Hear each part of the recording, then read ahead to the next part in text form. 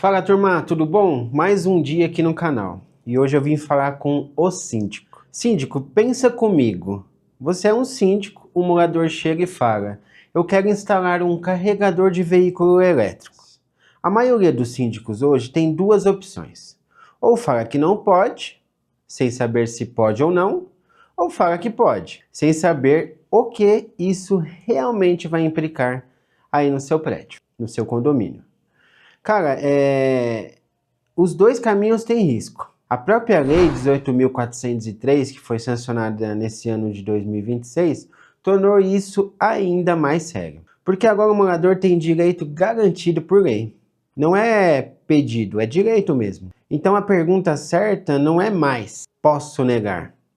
A pergunta certa é: o que eu preciso ter para tomar uma decisão com maior segurança? Porque a lei que foi sancionada em fevereiro desse ano de 2026, ela garante ao condômino, proprietário de um veículo elétrico, né, o direito de instalar um carregador individual na vaga privativa de garagem, entende?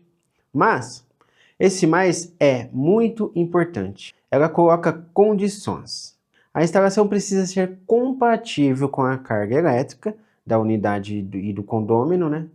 No caso do condomínio, precisa seguir as normas técnicas da ABNT, precisa ser feita por um profissional habilitado, um engenheiro eletricista, ou até mesmo eletrotécnico, e esse profissional habilitado tem que recolher a anotação de responsabilidade técnica sobre essas informações, né? Seja um estudo de viabilidade que ele for fazer, uma análise prévia, enfim, ele tem que ser responsável por isso.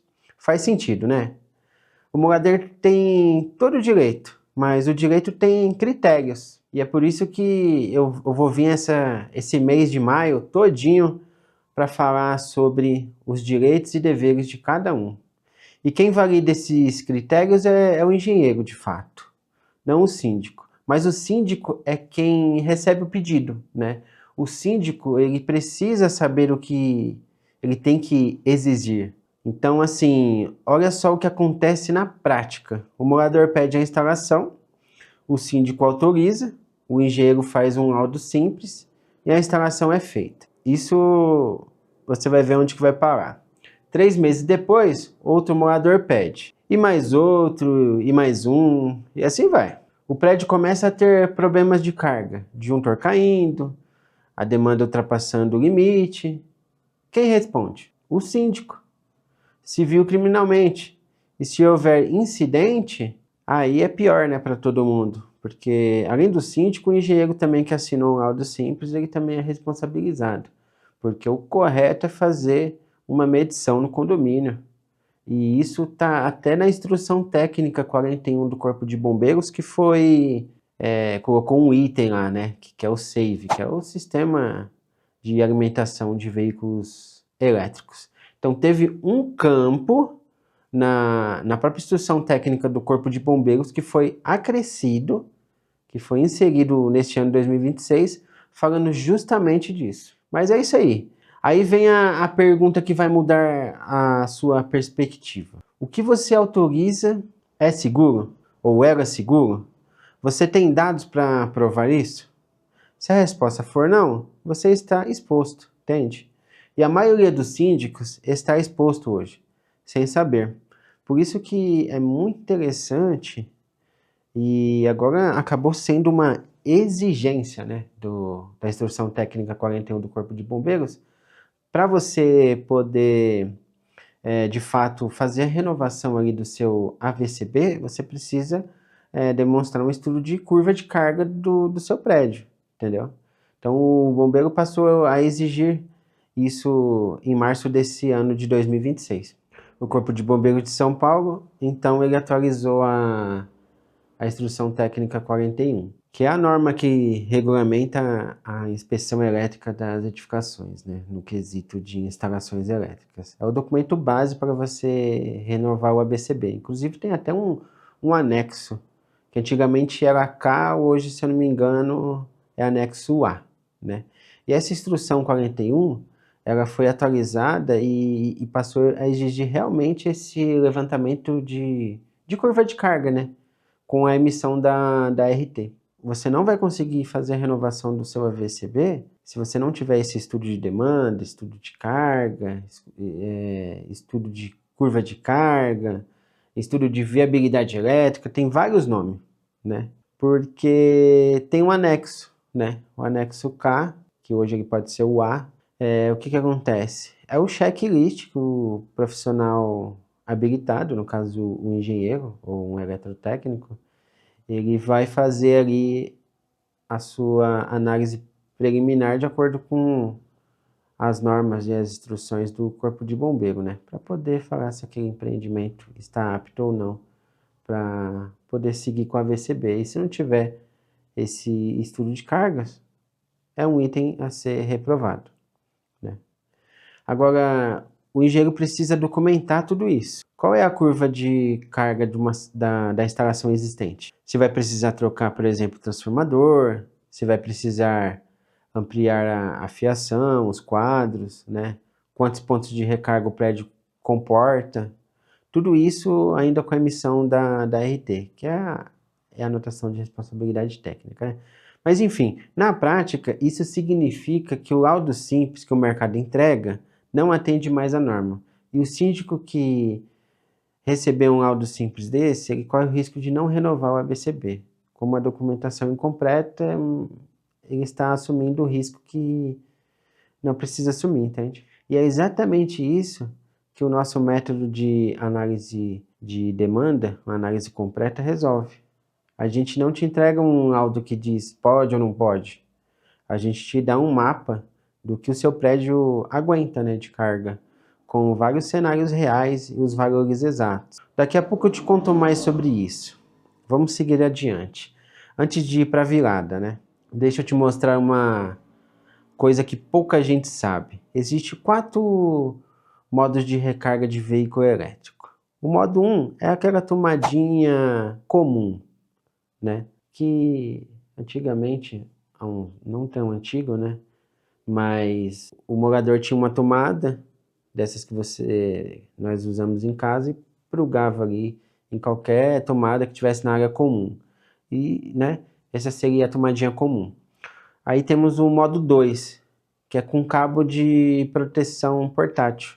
É aquele carregador portátil que também vem com o plugzinho para você conectar. Esse também não pode, né? E aí nós temos o modo 3, que é o carregador que o Corpo de Bombeiros, ele de fato permite, que é o OneBox. O OneBox, ele é conectado já com um quadro, com as suas proteções de DPS, DR, disjuntor, né?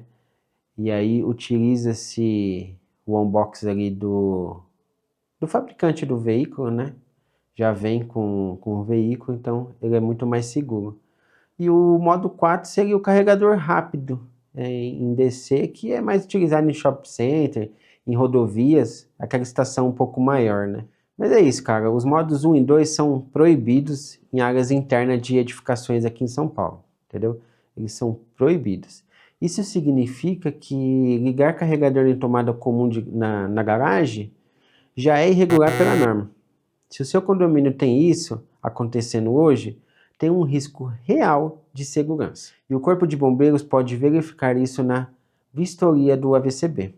E é por isso que existe essa instrução técnica 41 do Corpo de Bombeiro, que é justamente para o profissional habilitado, o engenheiro eletricista ali, o eletrotécnico, ele poder chegar no seu condomínio e ter um checklist, que é um anexo da instrução técnica 41 do Corpo de Bombeiros, ali com todos os itens, né? O quadro elétrico, ele possui barreira contra choque elétrico, né? Ali um policarbonato, um acrílico na frente, os circuitos estão identificados, e tem toda uma série de... Tem toda uma análise. E aí tem esse checklist, entendeu? Basicamente é isso. Agora eu vou te mostrar a virada.